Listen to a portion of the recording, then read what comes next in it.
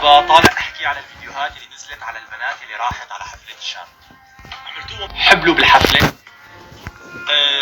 اتطلقوا، فقدوا عزريتهم، كلياتهم لانه راحوا على حفلة الشام. انت اذا اختك كانت ماشية بالشارع الله يخلي لك اياها وحدا صورها ونشر هي الصورة على السوشيال ميديا، حتتضايق اكيد. ليش؟ لانه شرفك وعرضك، مع انه هي مو عاملة شيء، هي ماشية بالشارع مثل اي بنت غيرها.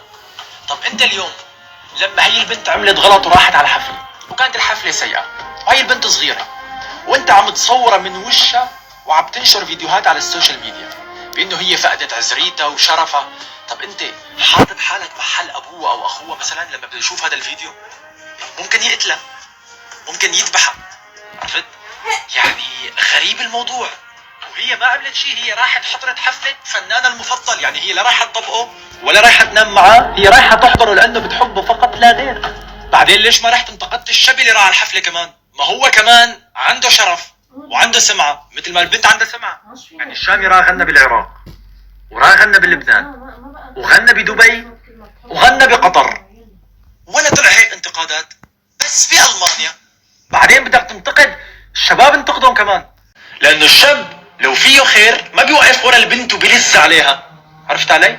كانوا خلوا البنات يوقفوا بقسم والشباب بقسم، وإذا هيك صار صدقني الحفلة حتكون بس بنات، ما حيكون في ولا شاب واحد.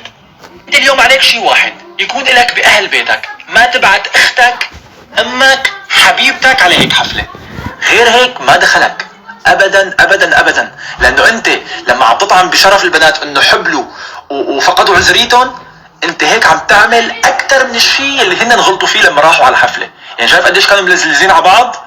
انت لما عم تطعن بشرفهم عم تقول انه حبلت وشلحت ونامت مع 1000 شاب بالحفلة، انت عم تعمل لسه اسوأ منهم دينيا. اذا انت بدك تحكي بالدين، دينيا انت لسه عم تعمل شغلات اكبر من اللي هن عملوه مثل ما انت قلت.